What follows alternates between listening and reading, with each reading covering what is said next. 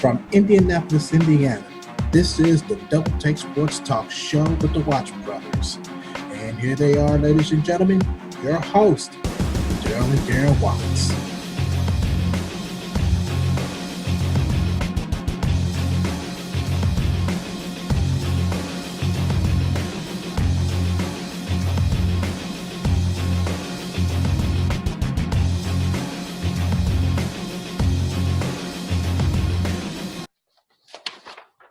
Alrighty, ladies and gentlemen, welcome back to Double Take Sports Talk with me, Darren Watts. Darren Watts is on the opposite side. So, we are now about to get ready to start off this podcast, just like we said, with Darrell's evaluation and his playbook against the Jacksonville Jaguars. Darrell, when you're good and ready, the floor is yours. All right, let's start this bad boy off with my evaluation report for the Colts and the Dolphins, week 12. The final score of that game was 27-24. The Colts pulled out a 3-point victory off of a game-winning out-of-inventory field goal. So here is my game summary for that game. Firstly, no statue to eat. So that sounds good to me. Check. Now, overall, I feel that the Colts' performance has really changed over the course of the season. They are the underdog version of the New Orleans Saints. Just like them, the Colts have different weapons that Andrew Luck could throw to without T.Y. Hilton getting the touchdown. Now, although T.Y. Hilton led all receivers in reception yards that game, which are 125, he did not get a touchdown. And that's the kind of destruction the Colts can cause. Now, another weapon of Jack Doyle's official IR due to kidney problems, so that's no problem, despite that is a big blow for the Colts. The Dolphins, on the other hand, still played a good game, despite them losing the game. The defense was good, and they got to Andrew Luck once, and he also threw 2 picks. So Miami came to play, but didn't play a full dominant 60 minutes. The Colts did. Game stats. Andrew Luck was 30 for 37 for 343 yards, 3 touchdowns, and 2 picks. Here's an interesting one for those who didn't watch. Jacoby Brissett came into the game and was 1 for 1 for 4 yards. No touchdowns and no picks. That throw was to Andrew Luck.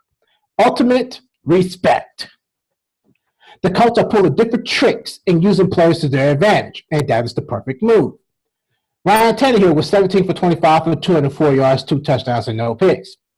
He did get sacked once for 3 yards, and Andrew also got sacked for once for 10 yards. That is the first time the Colts offensive line gave up a sack since Week 5 of Thursday Night Football versus the New England Patriots. Now, Frank Gore had 14 carries for 67 yards and no touchdowns. He's pretty much about 23 yards away from getting 100. That sound about right? About 30, no, about 40. No, about 20. No, 40. 43. 43. Yep, 43. Marlon Mack had 15 carries for 85 yards and no touchdowns. And Colts as a team had 118 total rushing yards and 347 total passing yards. Miami had 113 total rushing yards and 204 total passing yards.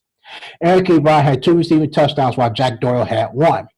The Colts are creeping up on the wild card spot on the Ravens. They better be careful. However, they ain't getting to Houston because they are just too damn good. There. That is my evaluation report. You want to add anything to that? One thing I do want to say just really, really quickly. I agree with the ultimate respect on the behalf of Jacoby Brissett coming to the game, doing 1 for 1 for 4 yards, throwing it to Andrew Luck. Ultimate respect. But it's just a small issue on my behalf to have your starting quarterback play a wide receiver spot to increase the chance of an injury. That's just my only thing. It was just only one time. It's not like they did it 3-4 times. I know that, but it's still a concern for me. It's just a concern. It's just a thought. Ain't no concern for me. That's perfect. Well, I mean, that's perfect. He already been injured once before. These people would do – NFL is greedy. They would do anything, especially amongst the players, to do anything to get star players out. So that was just a one move that I just didn't think was good. I just think, for me, personally that by Andrew Luck getting stronger and better for himself, I believe that was a good thing that he actually got himself get his hands dirty a little bit, just to have a little bit of fun, just to get some tricks up their sleeves. I didn't see nothing wrong with it. I thought it was good. But I ain't the one to coach. I just thought it was good. But that's all I have for my evaluation report. We're going to skipping right along here to the playbook for the Indianapolis Colts and the Jacksonville Jaguars. Week 13 game date is December 2nd, and that is going to be is that a 1 o'clock game on CBS? Yep, that's exactly what it is. Okay. I wasn't going to put anything down for this. I was just going to say all the Colts had to do was just show up. But this is going to be on the behalf of the Jacksonville Jaguars. And the main concern in this game is going to be who is going to be responsible for Eric Ebron. Of course, as I mentioned in the evaluation report, since Jack Doyle hit the IR earlier the week, you still have to be concerned with Eric Ebron and, of course, Mo Alley-Cox. But, of course, he's injured too, and I didn't see that until I got done with this.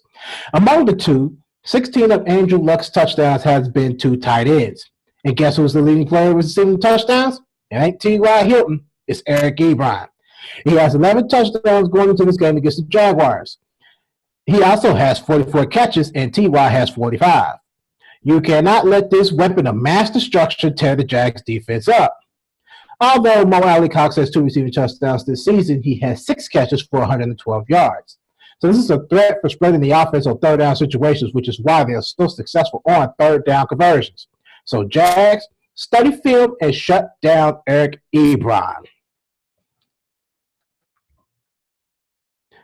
Yeah, anything you want to add to that summary there before I hit the injury report real quick? Nope. All righty, let's take a look at the injury report real quick. For the Indianapolis Colts, we have Marlon Mack. He has a concussion. He is still on protocol. They still have not made an announcement if he was going to be playing week 13 or not. Mo Alley-Cox, he has a calf injury. He's week to week. Ryan Kelly has a knee injury. Eric Swoop, knee injury. Zach Pascal has a head injury. And all 3 of them think it's going to be week to week. Adam Vinatieri has a groin injury. Of course, he's been playing through it, so he's going to be playing again. Clayton Gathers has a neck injury, and I'm pretty sure he's been playing too. And Joe Haig has an ankle injury, and he is, I think, doubtful. For the Jaguars, they only got 3 players. There's DJ Chark. He has a quadriceps injury. Josh Walker, they did not say what injury he had. So that was just a blank, so I just left this blank. Probably far more personal issue. Yeah, it's probably a personal issue. Yeah, it's probably. But still, let it down. Yeah. NFL protocol. Yeah, just like how they did Leonard Fournette. So, yeah, that's a true statement. DJ Hayden, he has a toe injury, and I think he's week to week. That's all I got for that. Nothing else you want to add to this? All righty, ladies and gentlemen, that ends my playbook and my evaluation report. When we come back, we will have our predictions portion of this, so stay tuned. Darren will lead this one off. We will be right back.